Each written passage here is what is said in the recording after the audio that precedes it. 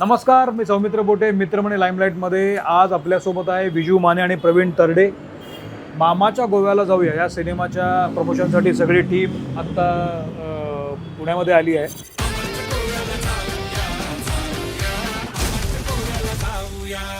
पहिला थेट प्रश्न, जनरली असं म्हणतात की एका मॅनामध्ये दोन तलवारी बसत नाही, तर दोन दिग्दर्शक कसे काय एकत्र आले? एका 10 तलवारी आहे. डायरेक्टर आहे आणि मॅनत नसतील मानेत आहेत की एका माने 10 तलवारी. जनरली मामाच्या गोव्याला जाऊयामध्ये प्रवीण तरडेचं आम्ही हे बघितलं, ग्लिम्स बघितलं, तो त्या ट्रेलरमध्ये बघितलं, पण प्रवीण तरडेची निवड कशी काय झाली एकदम? नाही, या सिनेमात स्ट्रगलरची गोष्ट आहे ऑफकोर्स. होय. तर स्ट्रगलरचं ॲस्पिरेशन काय असतं तर सिनेमा मिळणं. त्यामुळे त्यांना जे कॅरेक्टर्स पण सुचतात ना ती सिनेमातलीच सुचतात. बरं. म्हणजे त्यांना आपल्या आजूबाजूच्या लाईफमधल्या कॅरेक्टरच्या ऐवजी कुठली तरी सिनेमातली कॅरेक्टर सुचतात. तसं मला दिग्दर्शक म्हणून सुद्धा कुठल्या तरी सिनेमातलीच कॅरेक्टर सुचली. तसं एक सिनेमा जो आम्ही एकत्र केला होता, म्हणजे माझं रेगेमध्ये मी ॲज अन ॲक्टर, तो ॲज अ रायटर होता असं, आणि त्यातलं ते जे कॅरेक्टर होतं त्याचं पोलिसाचं, ते त्यावेळेला खूप गाजलं होतं रेगेचं. म्हणजे आवाज आणि तेच कॅरेक्टर मला सुचलं ज्या वेळेला मला तिथे तो एक टर्न अँड ट्विस्ट हवा होता सिनेमामध्ये. आणि ऑफकोर्स आम्ही इतक्या वर्षांचे एकत्र मित्र असल्यामुळे मी फोन केल्यावर त्याने विचारलंही नाही कधी कुठे किती वाजता, एवढंच सांग असं म्हणून तो सेटवर आला. संपला विषय. प्रवीण, जनरली दोस्ती यारी हा एक भाग झाला, पण सिनेमा करताना आपला रोल काय आहे, आपली इमेज काय आहे, आपण कशी दिसणार आहे याचा विचार जनरली माणूस करतो. तू केला नाही? नाही, मी फक्त त्याला एकच पाठवलं होतं. म्हटलं अख्ख्या सिनेमात बाबा कुठं सिगरेट धरून आहे ना माझ्या हातात, कारण म्हटलं मी व्यसनमुक्तीचं एक तर काम करतो. तो म्हटला एकमेव तुझं कॅरेक्टर ज्याला काही नाही, तू डोंट वरी. अरे म्हटलं ही फॅमिलीचा सिनेमा आहे, लहान मुलं, आई बाबा, फॅमिली एकत्र जाऊन बघणार आहे, तर डोंट वरी प्रवीण, एन्जॉय करायला ये. एक पैशाने आम्ही चर्चा केली का? तो स्ट्रगलरचं बोलला. होय. सगळे या सिनेमात आता वेल सेट डिरेक्टर आहेत, 100%. पण सगळ्यांनी एकमेकांचं स्ट्रगल पाहिलेलं आहे, म्हणून त्यांनी या सिनेमात सगळ्यांना. पण तुला असं वाटलं ना, स्ट्रगलर सालाच एक इमेज आहे की छान जोगी, मजा मस्ती, टपोरेगिरी, शिव्या, मग तुला अशी भीती वाटली नाही की मला माहिती होतं काय मला नाही देणार आहे? त्यांनी मला आधीच सांगितलं होतं, पव्या डोंट वरी. बरे हे तिघं कसले खूंखार नट आहेत रे. खूंखार म्हणजे नट म्हणून लय मोठी लोक आहेत रे ती.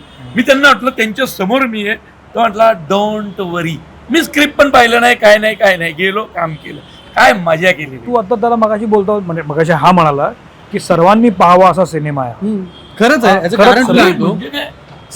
जनरली काय अपेक्षित आहे की गोवा म्हटल्यावर तर मूळ या सिनेमातला एक सबप्लॉट असा आहे की हे तिघं गोव्याला जाऊन जे पहिल्यांदा बीच लोकांना दिसतो, बीच नंतर जो समुद्राचा फेस आहे त्यानंतर ग्लासातला फेस दिसतो.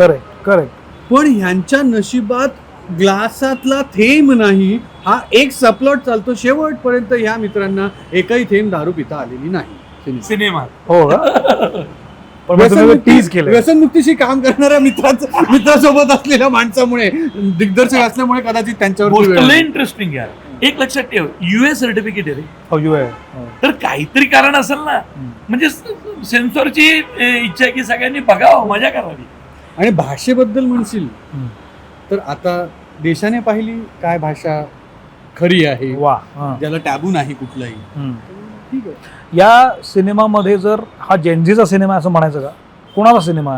हा सगळ्या जनरेशनचा सिनेमा. मला ते जेनजी, जेन एक्स, जेन काय मिलेनियल्स वगैरे हे अजून खरं सांगायचं नीट माहिती नाही कोण. नाही. माझं असं म्हणणं, माणूस ज्याला आयुष्यातलं हे चिंता, दुःख, दारिद्र्य, टेन्शन हे सगळं विसरायचं असेल ना, त्यासाठीचा सिनेमा आहे. मग त्याचं वय, लिंग, जात, धर्म काही असो.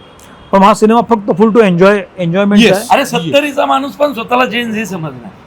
हा सिनेमा खरंच एन्जॉयमेंटचा असा आहे की सेन्सॉरची कमिटी बसली होती आणि मी आत गेलो, तर त्या कमिटीतले सगळ्यात वयस्कर जे होते त्यांच्याकडे मी आधी पाहिलं. म्हटलं तुमचं काय म्हणणं आहे या सिनेमावर, त्यांनी काय करावं, त्यांच्याकडे जा. त्यांनी एवढं केलं फक्त मला आवडलंय तुम्ही त्यांना विचारा बस. असं म्हणून त्यांनी परत मला काहीच नाही जे रिॲक्ट झाले ते बाकीचे ते रिॲक्ट झाले याचा अर्थ त्यांना किती आवडलं सिनेमा बघ ही वॉज ऑलमोस्ट 70+. आणि किती दिवस आपण रे मराठी सिनेमात समस्या मांडायच्या खरंय. दरव्याप चल प्रवीण तरडेचा आता माझा सिनेमा तर कळलं ना दरवेळी काहीतरी शेतकऱ्यांचं असतं इतिहास असतो काहीतरी असतं. विजू मानेचा सिनेमा आलाय ना सगळ्या बॅरिकेड्स तोडून निखळ मनोरंजन तर ते निखळ मनोरंजन घ्यावं लोकांनी. ट्रेन सेटर फिल्म ठरवू शकते. डिरेक्टर आल्यामुळं ह्यानं काही त्यात इनपुट्स दिले का ऍज अ डिरेक्टर गोष्टीमध्ये किंवा एखाद्या सीनमध्ये? नाही नाही नाही. काय माहितीये का त्याचं कन्व्हिक्शन किंवा तो इतका तयारीत होता की आम्ही त्याच्याच प्रेमात होतो. आमच्याकडे वेळ पण नव्हता आमचं स्वतःचं काही मत मांडायला कारण त्यांनी दिलेलंच इतकं आवडलं होतं आम्ही ते खूप एन्जॉय केलं. आणि कसं आम्ही कदाचित एकांकिका स्पर्धांमधले आहोत तिथून बरोबर. आलेलं Correct. जनरेशन आहे Correct. एकाच जनरेशनचं. तर आमच्याकडे एकांकिका स्पर्धेपासून तो नियम आहे ना की जो दिग्दर्शक बोलतोय ना, त्याने जर सांगितलं की पिठात उडी मारायची तर विचारायचं नाही की अरे लाईट लाईन कुठे आहे मग माझ्यावर प्रकाश कुठे कुशल आहे? बद्रिके माझ्या किती जवळचा मित्र आहे पण हा म्हटला त्याला जोरात मार मी मारलं. मी कुशाला नंतर सॉरी पण म्हटलं. त्यात अभिनय करता आला नाही. मला करायचं मी अभिनयच करत होतो आधी 5 टेक. हा याला कळलं होतं म्हटलं प्रवीण स्वतःचा पिक्चर असता मुळशी पॅटर्न मध्ये कसं मारलं लोकांना. अरे म्हटलं ते वेगळं होतं कुशा दोस्त आहे रे माझा आणि तिथं कसं माझा हात लागेल रे. ह्याचा हात अरे, बघायला दाखव. मला लागेल. सांगू हा नको. साधारणतः आहे. शेतकऱ्याचा आहे तो. पूर्ण लपलोय बघ मी. शेतकऱ्याचा हात आहे रे. आई शपथ सांगतो तुला कुशा बधीर होता बधीर. हो, पुढचे त्याला काही मला सुचत खूप नव्हतं. वाईट होतं त्याला काही कळत नव्हतं पुढचे 3-4 मिनिटं तर काही कळत तो नव्हतं सगळ्या त्याला काही. प्रश्नाला हो म्हणायचा आणि तोच प्रश्न परत विचारला तर नाही म्हणायचा. मी ना खूप जोरात असं मी मॉनिटरवर बघितला आणि मीच असं मान वळवली. मी 4-5 वेळा हुकवलं रे यार दोस्त आहे आपला अभिनय. दुबेंनी काय सांगितलं विजयाबाईंनी काय सांगितलं आपल्याला त्यांच्याकडे शिकलेलो आहे ना की फक्त अभिनय करायचा मारल्यासारखं करायचं आणि तू पण लागल्यासारखं करायचं. आमचं चाललं होतं बरोबर. तू मारल्यासारखं कर मी लागल्यासारखं करतो. डिरेक्टर म्हटलं नाही. तू कुठला राग काढलास त्याच्यावर? अरे नाही कुशावर काढला ते कुशावरच घे. कुशावर कुठला राग काढलास तू? काहीतरी का बोलला ऐकत नव्हता इतके दिवस? इतके दिवस खूप झालं होतं का? किंवा त्याच्या आठीच मला घेतला. एक असं काहीतरी सेटवर लागते ना गंमत की आणि अरे तो बधीर, आवाज बधीर जो होता झाला, ना रे बधीर झाला. तो पोलीस स्टेशनचा सेट होता ना तर तो आवाज घुमला होता त्यामुळे तो घुम. या सिनेमाचा आता तुम्ही सांगता त्यानुसार हा सर्वांनी पाहण्यासारखा सिनेमा आहे. सर्वांनी पाहण्यासारखा अबालवृद्धांनी हो, बघा. हो. पण या सिनेमाच्या प्रमोशनसाठी सगळीकडे तुम्ही दिसताय. आता 10 रील स्क्रोल केले की 8 रील तुमचेच असतात. सगळीकडे तुम्हीच फिरताय. पण त्यामध्ये खूप मजा मस्ती कम्प्लीट टपोरीगिरी चालली आहे. असाच सिनेमा आहे की असा सिनेमा नाही आहे? नाही टपोरीगिरी असा नाहीये सिनेमा. सिनेमाची गोष्ट आहे मला असं वाटतंय की जसं ह्याचा एक प्रियदर्शनचे सिनेमे आवडतात हा सगळ्या अच्छा, हो का? समाजाला आवडतात. बर. तसा सिनेमा आहे रे. आणि जसं एक non linear pattern screen play असतो जसं ह्याच्या मॅक्सिमम प्रवीण मास्टर आहे त्याच्यात. हा मास्टर आहे तो. तशाच या अरे वा. म्हणजे आहे, मला असं वाटतं की शेवटपर्यंत विनोदी सिनेमा मध्ये असं नसतं. मी आता हे थोडंसं आत्मप्रौढीचं हे पत्करून म्हणतोय की या सिनेमाचा स्क्रीन प्ले पॅटर्न हा याच्या आधी कधीच आलेला नाही. अच्छा, हो का? Interesting. जसं स्ट्रगलर चाललाय की ते तुम्हाला फिक्शन आहे का रियालिटी हे कळत नाही तसंच हा सिनेमा पण फिक्शन आहे का रियालिटी हे कळणार नाही. म्हणजे यात त्या नावाची माणसं त्या नावाने जसं वावरतात तुषा संत्या बाबा तसंच महेश मांजरेकर नावाने वावरतात. अच्छा. हा अवधूत गुप्ते नावाने वावरतात. संजय जाधव नावाने वावरतात. तर हे आणि हे मात्र कॅरेक्टर्स म्हणून येतात. असं काहीतरी एक थोडा रियालिटी आणि मिक्स मॅक्स आहे. मिक्स मॅक्स आहे जो पहिला शोधणं अवघड आहे. हा मजा आहे रे मराठीत वेगळे काही. यात काही मराठी इंडस्ट्रीला फॅक्ट्स वापरल्यास काय? खूप मराठी इंडस्ट्रीतले फॅक्ट्स म्हणण्यापेक्षा मी ट्रिब्यूट दिलं कुणाला? जसं हा प्रवीण तरडेचा जो रोल आहे तो रेगे सिनेमातल्या त्या रेगे होय ना. सिनेमाला ट्रिब्यूट दिला. हे झालं. बनवा बनवी मधल्या फेमस जो डायलॉग आहे धनंजय माने इथे राहतात का त्याला इन अ वे ट्रिब्यूट दिलेला आहे. आणि सगळ्यात महत्वाचा ट्रिब्यूट आज पहिल्यांदा तुझ्या याच्यात आता पटकन आठवलं याच्या आधी मी बोललो नाही पण आपला सिनेमा कुणी जगवला? निळू फुले दादा कोंडके लक्ष्मीकांत बेर्डे ह्या तिघांच्या चेहऱ्यावर अख्खा क्लायमॅक्स करतो. हो का? आणि ह्या मी तिघां- दादा कोंडके. हा, किती हा. किती गोड गाव म्हणतो बघ ना. हो हा दादा कोंडके जो ट्रेलर मध्ये तुम्ही पटकन ओळखू शकला नाही, ट्रेलर मध्ये हा दादा कोंडके बनून आहे. आहे बर हा. तर हे ट्रिब्युटरी आहे आमचं as a Okay. Struggler of this okay field. शेवटचे 2 प्रश्न विचारतो. पहिला प्रश्न, स्ट्रगलिंग करताना खरोखर प्रॉब्लेम येतात मराठी इंडस्ट्रीत तुम्हाला येण्यासाठी. म्हणजे कुशलने केलाय, तू केलाय, पवीने केलाय, तर ती जे फॅक्ट्स असतात की खरोखर प्रॉब्लेम येतात, ते प्रॉब्लेम आहे त्याच्यामध्ये की त्याचा काही संबंध नाही स्ट्रगलशी? प्रॉब्लेमचं काहीच नाही. एकच इमोशनल सीन आहे, तो पण कसा आहे, जो आता आपण तिघं जरी उभं राहिलो तरी कळेल की आपली तिघांची घट्ट मैत्री तेव्हाच होऊ शकते जेव्हा आपल्या तिघांमध्ये एक मोठं भांडण झालेलं आहे. त्याशिवाय मैत्री घट्ट होत नाही बरं का. बरोबर. तर ते मोठं भांडण जे प्रत्येक 3 मित्रांमध्ये होतं, ते एक भांडण आहे की तुमच्यामुळे माझ्या आयुष्याची वाट लागली. सर तुम्ही नसतात आयुष्यात तर माझं तर बरं मला झालं छान असतं. होतं. आणि नंतर रिअलाइज होतं नाही यार, तुम्ही नसता आयुष्यात तर कसं आयुष्य गेलं असतं. मग 2 दिवस लय खराब झाला. हा, मग ते तो एक सीन आहे ना, तेवढा एक इमोशनल पार्ट वगळता मला तर आणखी प्रश्न सुचले. तुझे आणि हे जी चौकडी आहे, बाबा संत्या, तुमचं कडक भांडण झालं होतं? खूप झाले असतील, पण खूप खूप होतात. खूप कडक भांडणं झाली होती. मारा अबोला माऱ्या झाला होता? होतात. अबोला कुठलं रे, मारा माऱ्या. अबोला तर दर एक 4 तासांनी होतो, 4 तासांकरता. पण मारा माऱ्या होतात. त्यात मला बाबा एखादं सामान समजून उचलून कोणाच्या तरी अंगावर फेकतो. असं होतं? हे खरं आहे.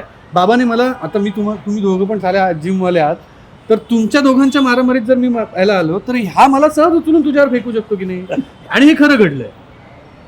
असं अच्छा, बाबाने असं झालं. उचलून फेकलंय. तुझा पिट्याचं देव्याचं भांडण झालं? माझी परवा पिट्याबरोबर भांडणं झालेली आहेत, फार आयमाय काढून झाली. आई शपथ सांगतो, म्हणजे चेष्टा नाही. आणि आज दुपारी पिट्या घरी होता, मला मटन खिमा घेऊन आला. ही माहिती. ही मैत्री आहे रे. हो. शेवटचा प्रश्न, तुमचं प्रमोशन खूप चांगलं चाललंय. सिनेमा 31 जुलैला येतोय आणि खूप चालेल. किती? शुभेच्छा. 31 जुलै ना? 31 जुलै. 31 जुलैच बोललो मी. हा, तर बरं, हे ह्याच्यात पिट्या मटन खिमा मला रविवारचा घेऊन आला होता. नाही तर हे उद्या गुरुपौर्णिमेला रिलीज व्हायचं हा. किंवा कधीतरी. पिट्या मला रविवारी मटन खिमा घेऊन आला होता. आम्ही ऐकू देऊ त्याला. परवा जे विजुमाने संतापले प्रकार झाला होता, हे प्रमोशनल होतं का खरंच झालं होतं? नाही, खरं तर मला तो माणूस थोडा डोक्यात गेला होता. नाही असं नाही. बर. आणि त्याच्यात तो जो प्रश्न आला हम्म. तो थांबेच ना त्याचं ते. म्हणजे खरंच होतं? खरं. कारण जनरली असं झालं की नाही शक्य. नाही, कारण असं झालं की एडिट करतो ना आपण, कट करतो, पण ते कट केलं नाही, नाही. मग ते ठेवावं असं त्या प्रोड्युसरला वाटलं. पण ना काय होतं, मी खरंच चिडत नाही. माझ्या सेटवर तू कधी ये, मी कधीतरी चिडताना किंवा रागवलेलं दाखव, मी कधीच चिडत नाही. माझ्या नाही चिडत. प्रचंड पेशन्स आहे. घरी त्याच्या 4 बायका आहेत. 4 बायका म्हणजे हा, आई, मुलगी, बायको. हा. त्याच्याकडे पेशन्स नसतील तर जगात कोणाकडे पेशन्स असणार. पण मग असं तिथं खरंच घडलं होतं का? हा, घडलं. प्रमोशन नव्हतं? तो आधीचे त्याचे जर पाहिलं तर त्याचे 2 पार्ट आहेत आधी. हो हो. तर तो म्हणजे कसं होतं की आपण मित्र अरे मित्र मग ते हा, असं अति होतं. ते जरा झालं. ठीक आहे. त्यामुळे थोडा कधी line of control line of control सटकली. ओके. प्रवीण आणि विजू, तुम्हाला खूप शुभेच्छा. you, प्रवीणच्या thank you. सिनेमानं 100 कोटी पार केलेलेच आहेत, पण मागोमाग तुझा सिनेमा येतो आणि प्रवीण सोबत आहे, तर हाही सिनेमा 100 कोटीच्या Yes, घरात जाईल. त्याने रस्ता बनवून ठेवलाय. हा, आम्हाला आता फक्त त्याच्यावर चालायचं. चालायचं. खूप शुभेच्छा. सिनेमा 31 जुलैला येतोय. आणि विजू मानेला एक लक्षात ठेवा, मराठीत कॉम्पिटिशन नाही. विजू मानेला एका लय डेंजर माणसानी कॉम्पिटिशन दिलेली आहे, पण विजू आम्ही तुझ्या सोबत आहोत. स्पायडरमॅन अशी असावी कॉम्पिटिशन. हा, अंगावर कॉम्पिटिशन आजची आहे. 31 जुलैला सिनेमा येतोय, सर्वांसाठी सिनेमा आहे. आणि फक्त एक खंत बोलून दाखवतो, सगळीकडे तुम्ही गंडच फिरताय, त्या 2 सुंदर मुली मात्र फक्त ट्रेलरमध्येच दिसतात, तर बाकीकडे कुठेच दिसत नाही. असं का? अरे मग थिएटरमध्ये बघायला काहीतरी राहू दे की तिकीट काढून. थिएटरमध्ये बघा. थांबतो. Thank you very much. All the very best. All the very best. Thank you.